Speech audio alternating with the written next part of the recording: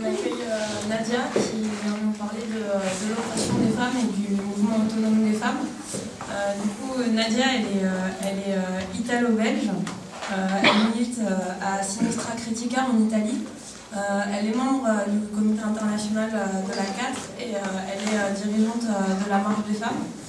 Et ce qu'elle a demandé, c'est que maintenant qu'on a une présentation d'elle, chacun se présente et dise de quel pays il vient pour qu'elle puisse voir qui est dans la salle. Du coup, je vais faire passer le micro.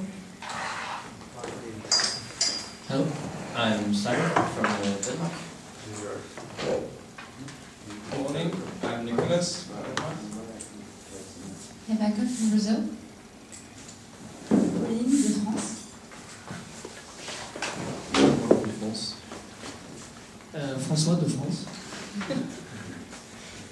Camille de France. Laura de España. Gil de México. Gabriela de México. Charlotte, Australie. Max de Toulouse.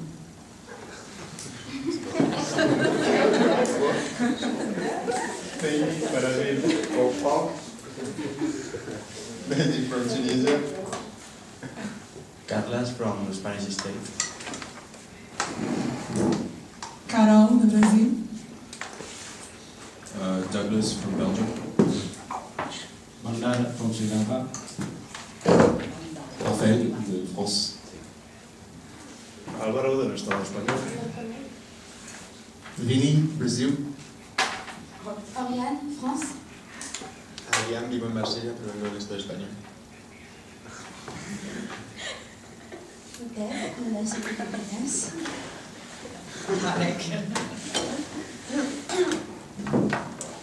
Ok, merci. Bonne journée à toutes et à tous. Alors, je vais commencer par dire que nous vivons dans des sociétés apparemment égalitaires, où il semble que l'oppression des femmes n'existe plus, c'est au moins l'image qu'on nous donne, qu'on nous propose. Tout au plus, quand on pense à l'oppression des femmes, on pense à des pays avec des cultures soi-disant arriérées, des pays de soi-disant tiers-monde. Donc on pense à l'Afghanistan où les filles ne peuvent même pas aller à l'école. On pense à l'Arabie Saoudite où les femmes ne peuvent ni conduire ni voter. On pense à des pays où les filles subissent des mutilations génitales en masse. Donc, on pense à des trucs qui n'existent plus chez nous. Et donc, que ces choses-là sont des héritages un peu anachroniques qui ne nous regardent pas trop, quoi. En fait, les chiffres, la réalité est très différente et les chiffres que nous avons au niveau international nous dévoilent toute une autre réalité. Je veux les répéter parce que vraiment on les oublie. Et ça démontre qu'il y a en fait une inégalité structurelle sous-jacente qui est toujours là. Alors, les 2/3 de la population mondiale, des 2/3 de la population la plus pauvre est composée des femmes et des filles. Donc on parle du milliard de personnes qui ne mangent pas à leur faim. 2/3 de ces personnes-là sont des femmes. Elles constituent aussi les 2/3 de la population analphabète. Les femmes accomplissent au niveau global 67% des heures de travail, rémunérées et pas rémunérées, et pourtant elles ne gagnent que 10% du revenu mondial.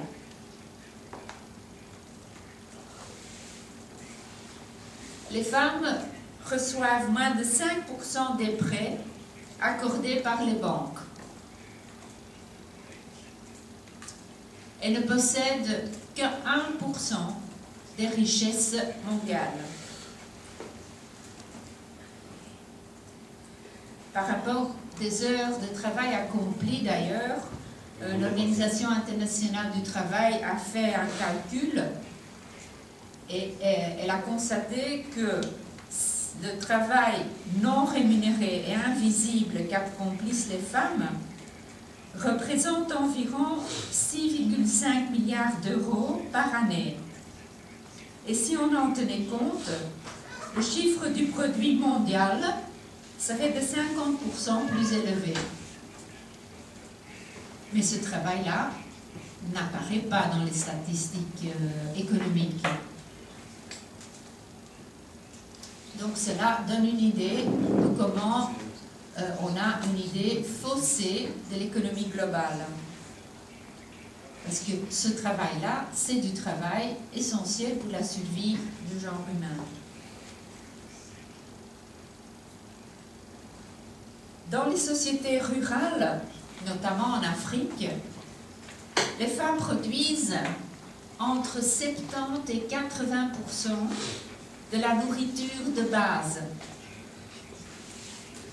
Et pourtant, elles ne détiennent que 1% des terres dans le continent.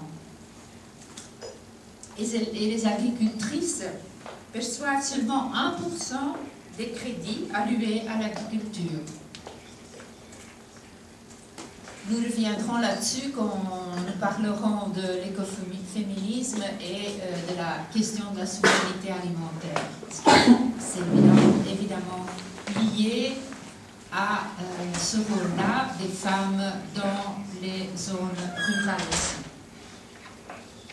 Donc maintenant, j'ai donné des chiffres au niveau global et beaucoup concernent le sud du monde, mais attention, ces inégalités existent aussi dans les sociétés industrialisées, dans les sociétés qu'on appelle développées. Là aussi, la pauvreté est féminine. En Europe, les femmes représentent près de 80% des salariés à temps partiel. Donc, pratiquement tout le travail à temps partiel est fait par des femmes. Et cela implique, et bien je ne vais pas entrer là-dedans parce que ça serait trop long, mais ça implique évidemment, c'est souvent du temps partiel imposé, ça implique de ne pas avoir un revenu suffisant pour être autonome, ça implique aussi des subventions encore plus basses au niveau de la retraite, etc., donc pauvreté. 61% des salariés peu qualifiés sont des femmes.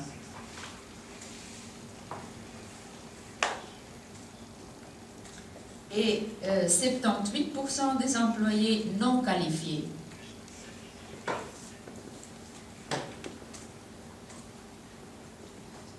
Toujours par rapport à ça, 30% des emplois occupés par des femmes sont des emplois peu qualifiés contre 19% pour les hommes. Donc le résultat de tout ça, c'est que les 2/3 des salariés à bas salaire sont des femmes.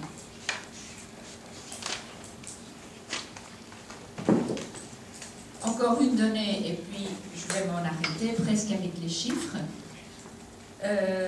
C'est que le taux de pauvreté des familles monoparentales, donc dirigées par une seule personne, le taux de pauvreté de ces familles-là est de 32,4%. Donc pratiquement 1/3 des familles monoparentales est pauvre, contre 10% pour les couples. Et évidemment, les familles monoparentales, c'est à 85% des femmes qui les conduisent. Ça, c'est les chiffres d'Europe. Et en plus, la crise économique accroît les disparités de genre. Au niveau de revenus, de l'accès aux services, etc., etc.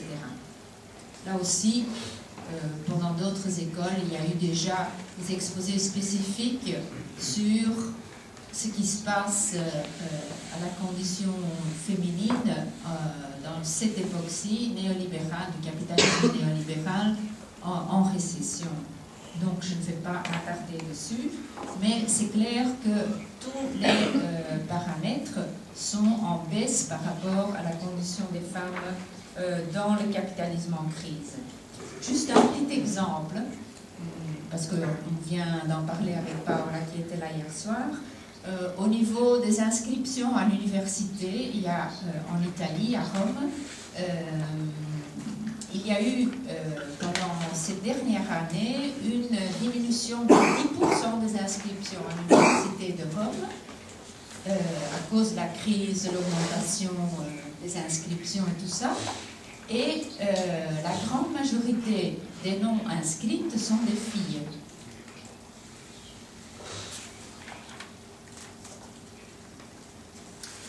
Alors, jusqu'ici, j'ai parlé de données surtout économiques qui indiquent l'inégalité des femmes dans le monde. L'autre indice, évidemment, c'est la question de la violence, qui est systématique aussi, la violence de genre. Quand on dit violence de genre, ça veut dire la violence que les femmes subissent de la part des hommes. Et ça, de partout dans le monde, indifféremment du pays, de la culture, de la religion, de la classe sociale. Alors là aussi, chaque année, 2 millions de femmes et de filles finissent dans la traite à fin de prostitution.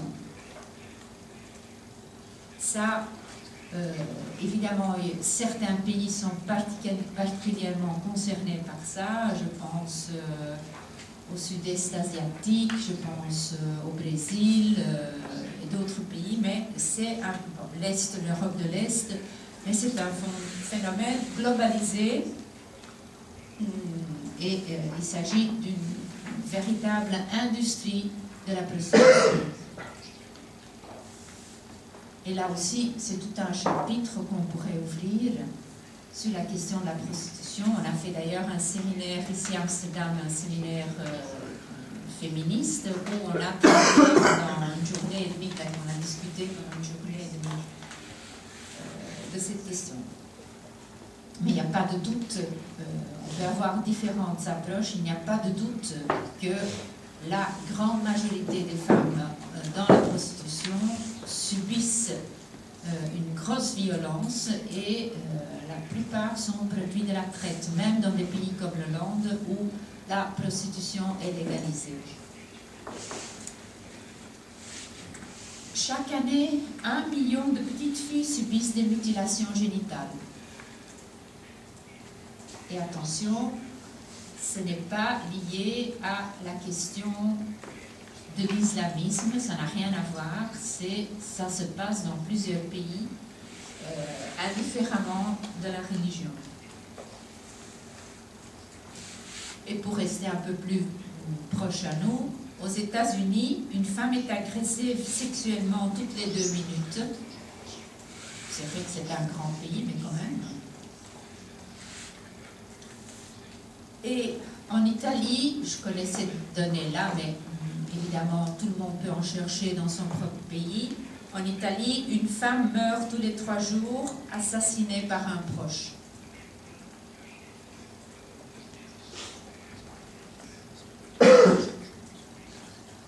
Au niveau de la représentation politique, là aussi, c'est une autre question qui évidencie pour ceux et celles qui veulent ouvrir les yeux, évidencie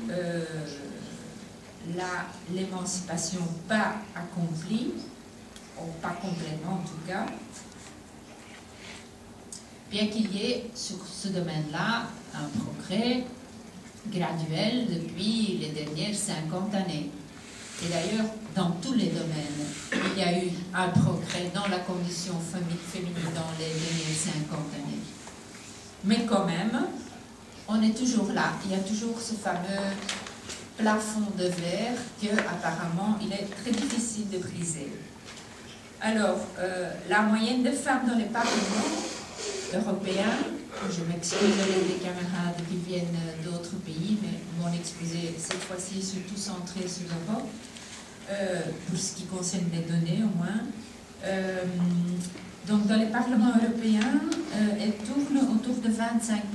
Évidemment, ça change. Ça, c'est une donnée d'une relevée qui a été faite en 2007, qui était l'année de l'égalité des chances. Donc, ce n'est pas très, très récent.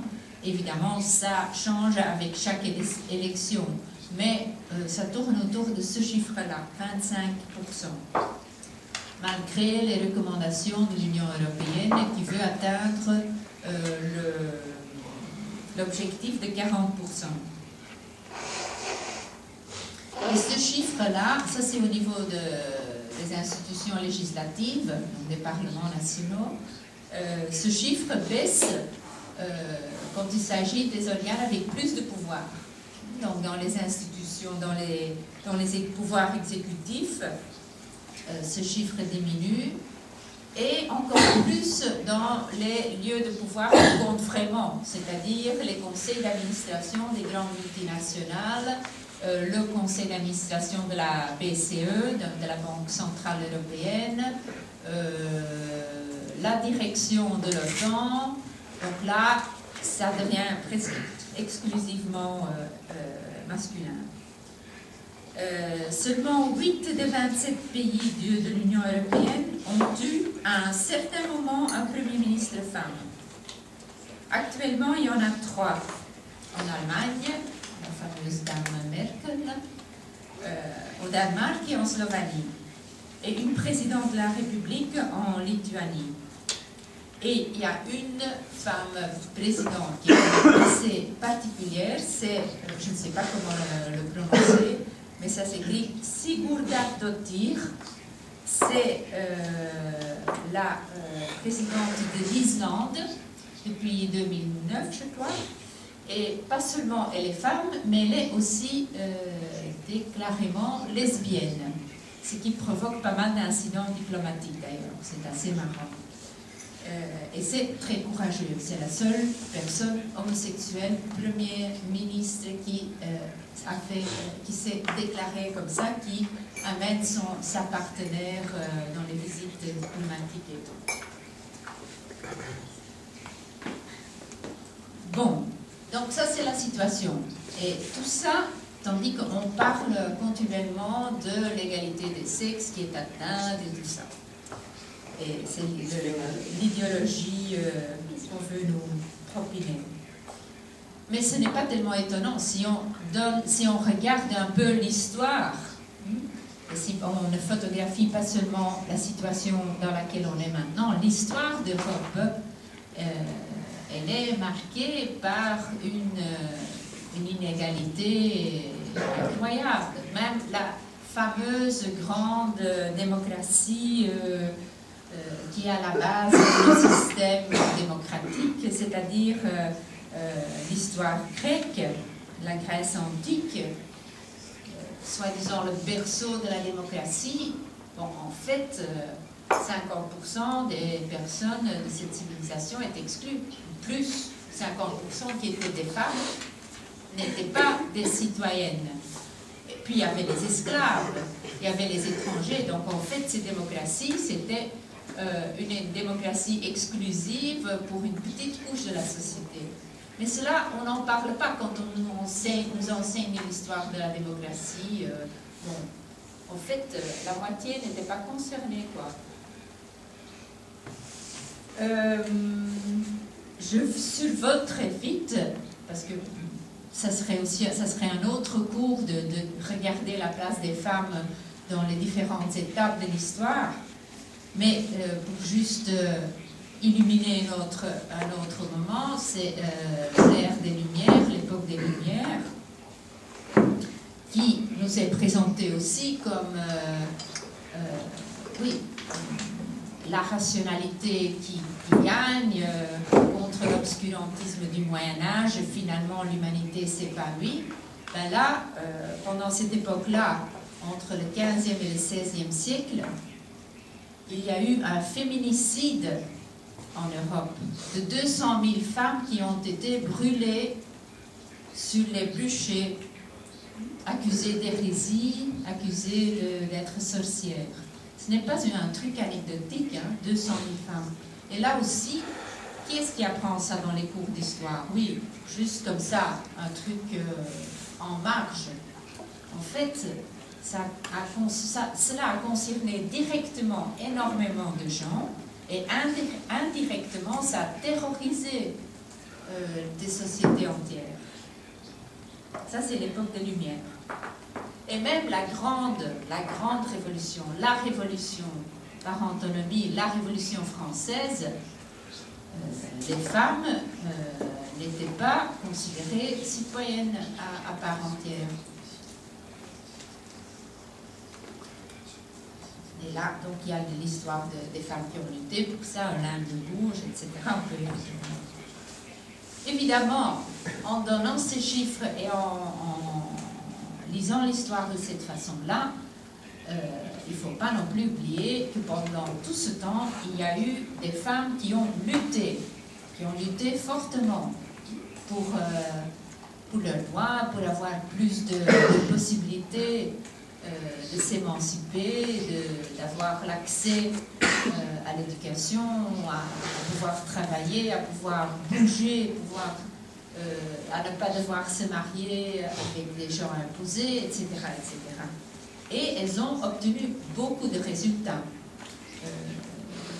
Il est vrai qu'on parle de l'émancipation des femmes comme la révolution la plus longue. C'est un peu un truc qui, quand même, va en une ligne progressive acquisition de plusieurs libertés et droits. Mais, donc, en conclusion de cette première partie, il est sûr que l'égalité des sexes, c'est loin d'être acquis en ce moment-ci. Alors, d'où vient cette inégalité? Comment ça se fait? Est-ce qu'on est moins maligne? Est-ce qu'on est... c'est comme ça, on est plus faible, on est plus émotionnel, Non. Ce n'est pas une donnée naturelle. Alors, qu'est-ce que c'est? C'est la faute au capitalisme. Le capitalisme qui exploite et opprime tout le monde, les hommes comme les femmes, on est tous dans le même bateau.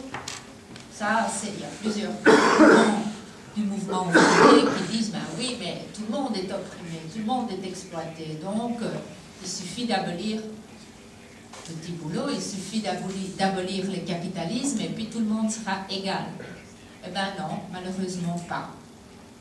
Parce que l'oppression des femmes et l'inégalité, ça date depuis bien plus longtemps que le capitalisme.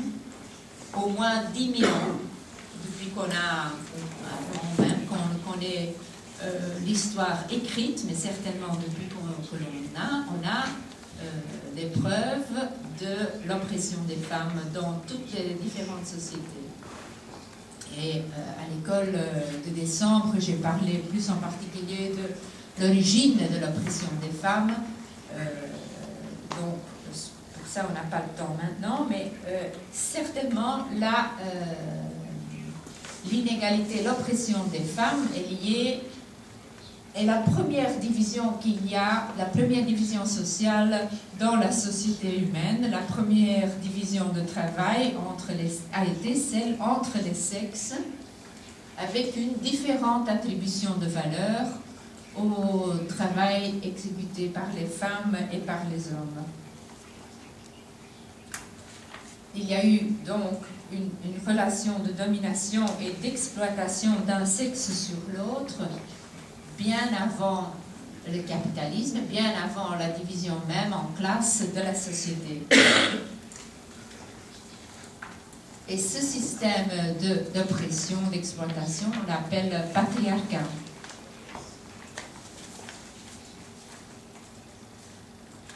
Alors, l'enjeu fondamental du patriarcat à travers les siècles, à travers les différents modes de production et civilisation, est le suivant.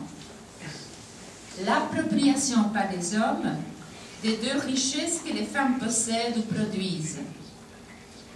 Leur capacité de procréation d'un côté et leur sexualité, et de l'autre côté, leur force de travail, et notamment le travail de reproduction sociale. Quand je dis reproduction sociale, ça veut dire tout le travail qu'il est nécessaire pour reproduire la vie quotidiennement.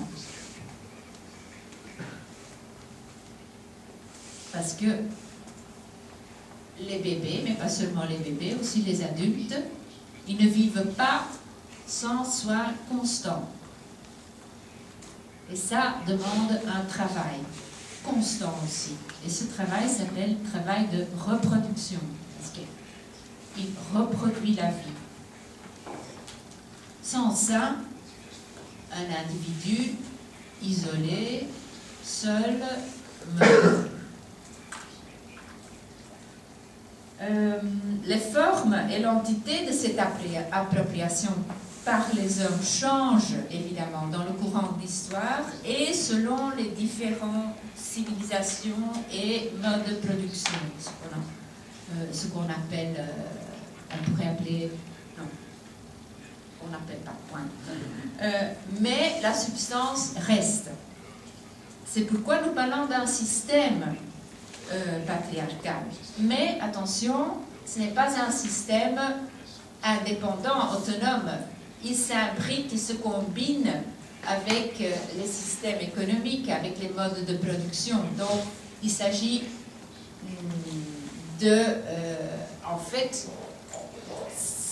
on peut discuter, est-ce que c'est un système, est-ce que ce n'est pas un système? En tout cas, il est important de comprendre, j'y reviendrai après, que ce que moi j'appelle patriarcat, c'est un système qui change et qui est toujours lié intrinsèquement avec les modes de production. Donc le capitalisme en ce moment-ci, le capitalisme marchand avant, le féodalisme, l'esclavisme, etc. Alors, par rapport à ça, est-ce que le marxisme, qui s'occupe surtout d'analyser l'oppression et les contradictions de classe, nous apprend quelque chose ou pas?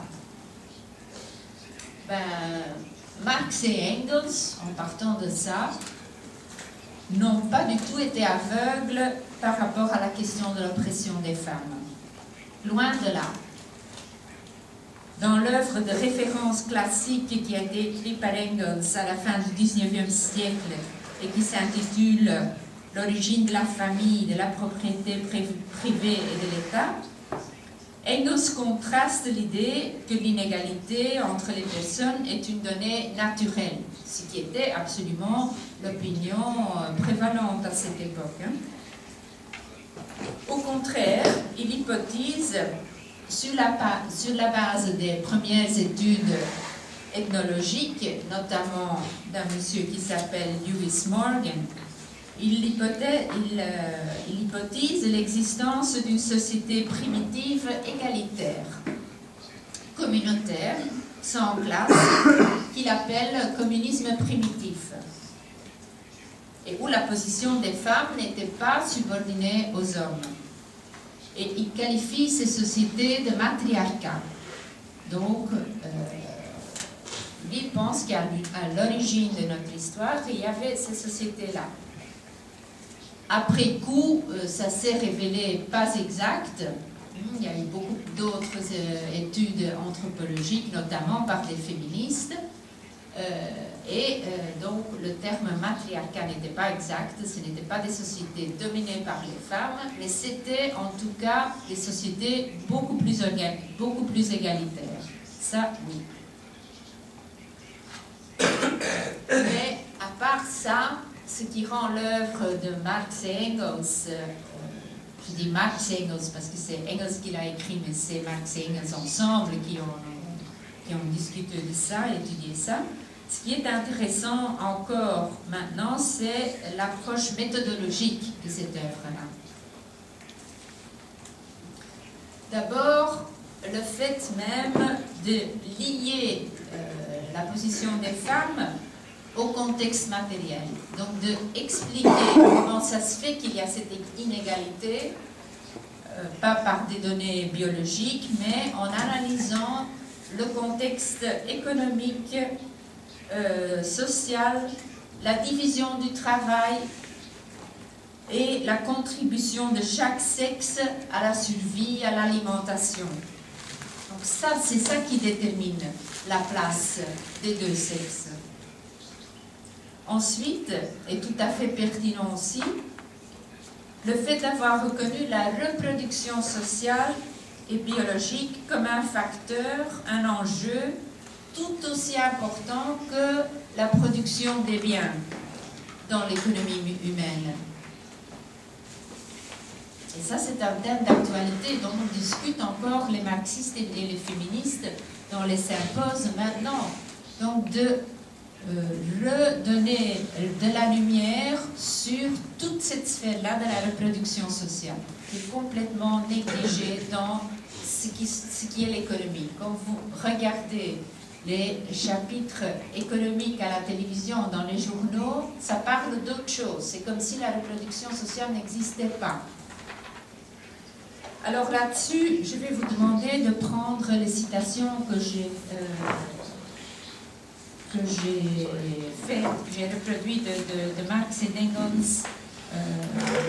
Vous l'avez dans les feuilles qui ont été distribuées, comme ça que vous pouvez suivre. Je ne sais pas si les traducteurs les ont. Les citations d'Engels. Vous les avez? Non. Et Alex ne l'a pas. Quelqu'un peut porter un exemplaire, Alex?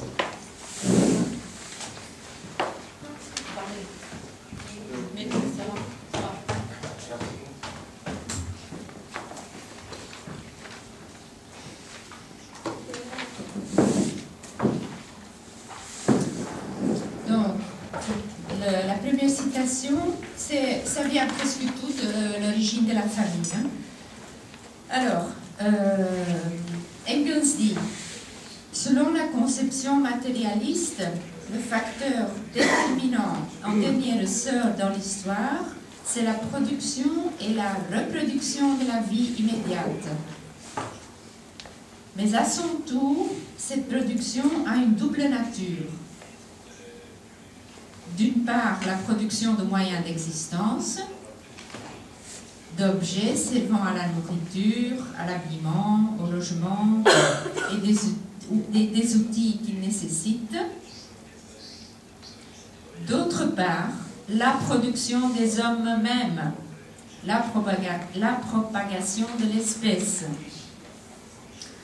Les institutions sociales sous lesquelles vivent les hommes d'une certaine époque historique et d'un certain pays sont déterminées par ces deux sortes de production. Par le stade de développement où se trouve d'une part le travail et d'autre part la famille. Donc là, vous voyez déjà l'importance qu'il donne à la question de la reproduction sociale.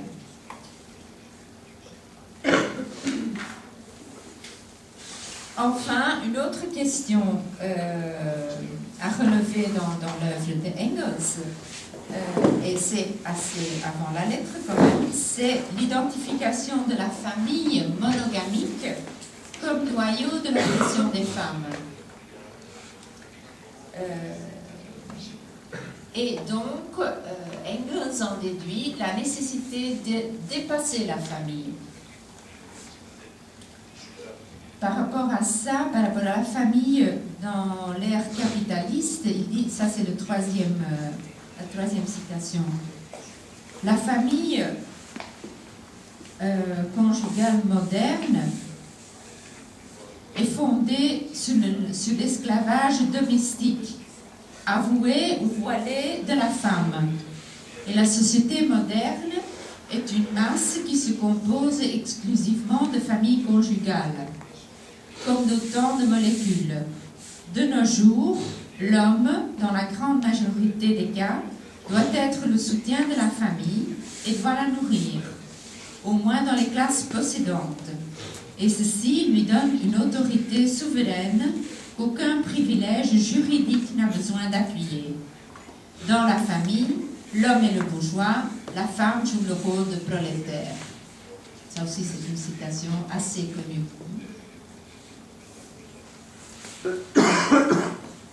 De conséquence, là aussi, on voit déjà l'importance de l'indépendance économique des femmes pour atteindre leur émancipation. Là, Marx et Engels se font un peu d'illusions.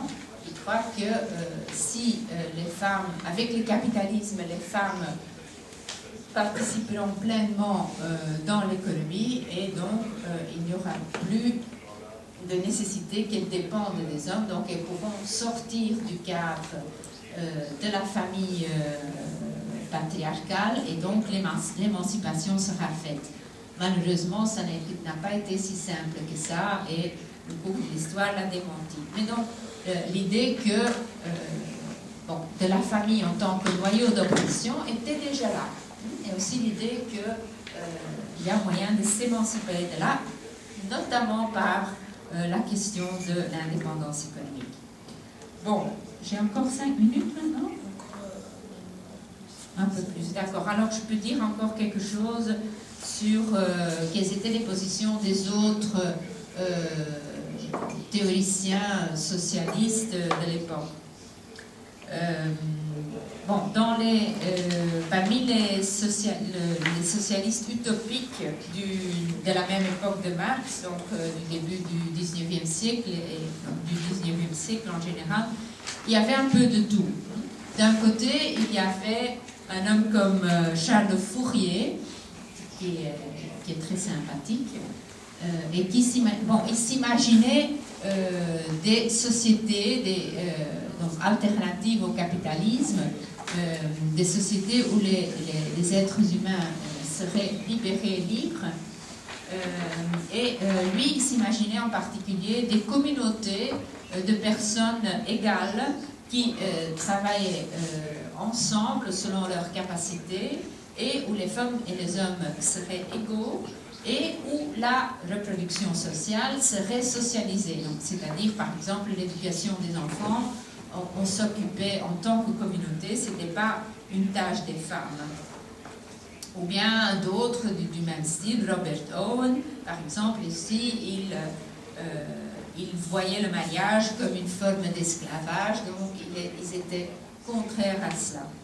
Mais de l'autre côté, il y avait aussi des autres qui étaient complètement misogynes, comme Proudhon, par exemple, le grand-père de l'anarchisme. Ben, lui, il avait une position très traditionnelle par rapport aux femmes. Il trouvait que les femmes devaient rester à la maison, s'occuper de la famille, ne devaient pas travailler, et il s'opposait donc à la participation des femmes en général. C'était une position bien traditionnelle. Cette opinion-là, malheureusement, était partagée par pas mal de socialistes de la première heure. Donc aussi le socialiste allemand Lassalle, par exemple, il considérait les femmes comme une menace pour les travailleurs parce que elles allaient affaiblir la force de la classe ouvrière. C'était un bassin de main-d'œuvre à bon marché, donc il valait mieux qu'elles ne travaillaient pas. Et il était contraire aussi à leur attribuer le droit au vote. Donc on parle de socialistes, hein, vous voyez bien. Heureusement, à l'intérieur déjà de la première internationale, donc on parle de, si je ne me trompe pas, 1864 jusqu'à 76, si je me trompe, hein, 1800. Hein.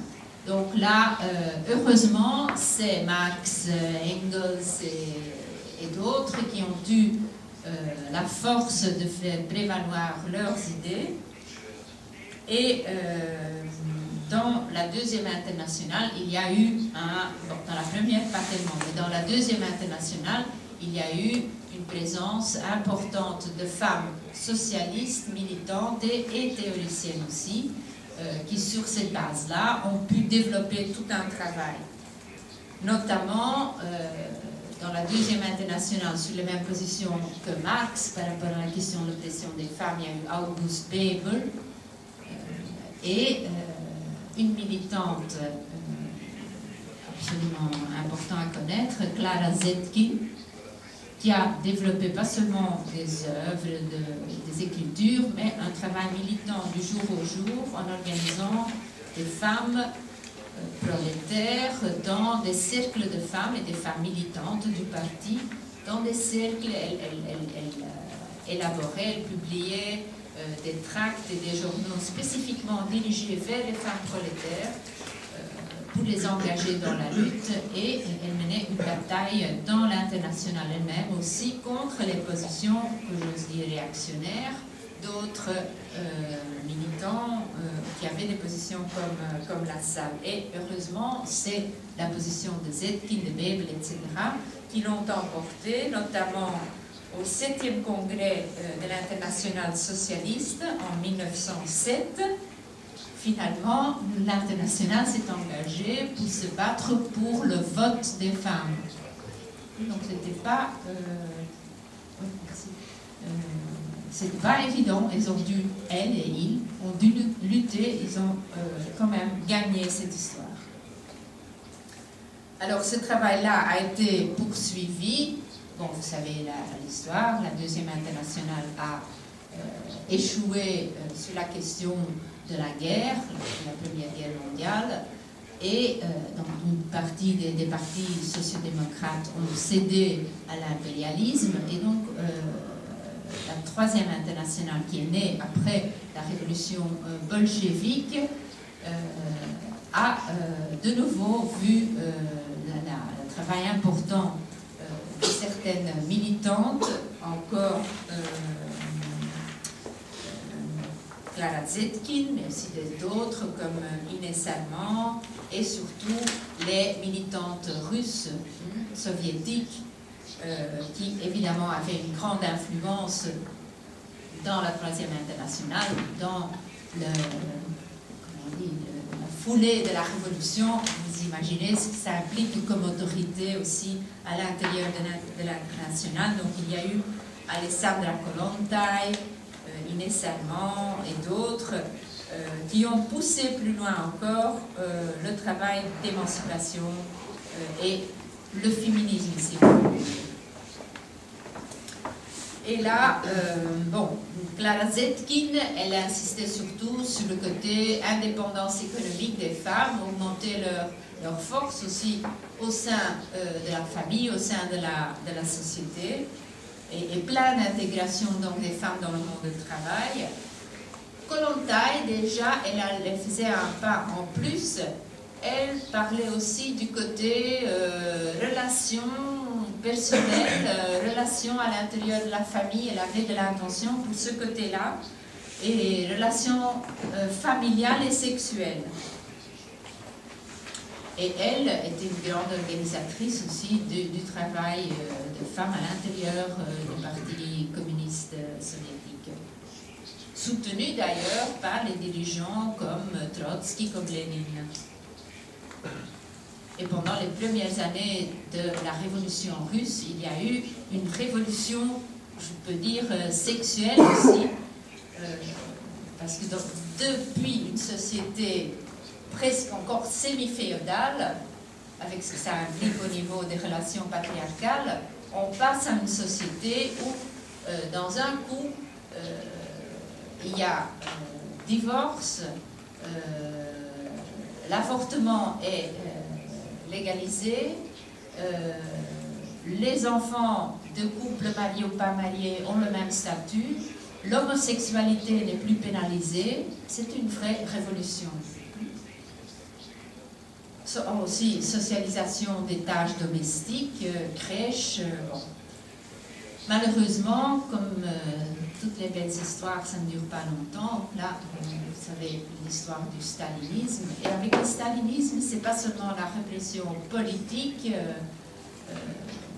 le totalitarisme, mais aussi au niveau des mœurs, soi-disant. au niveau des législations et des droits et des libertés des personnes, c'est une vraie contre-révolution. Donc tous les acquis des femmes des premières années de la Révolution sont retournés en arrière. Il n'y a plus le droit, la loi sur l'égalité des personnes homosexuelles avec les autres, ça n'existe plus. La loi sur l'avortement, tous les droits sont de nouveau mis en cause. Et ça aussi, d'ailleurs, ça va de pair, tandis que Colanta et d'autres avaient une approche assez révolutionnaire sur la question de la famille elle-même. La morale communiste stalinienne, ça ressemble de nouveau tout à fait à la morale bourgeoise, c'est-à-dire dans le noyau familial, c'est l'homme qui domine, la femme doit être fidèle, une double morale en fait. La morale affichée, c'est la famille monogamique et tout, mais en fait, les dirigeants communistes, souvent, ils ont d'autres histoires et d'autres,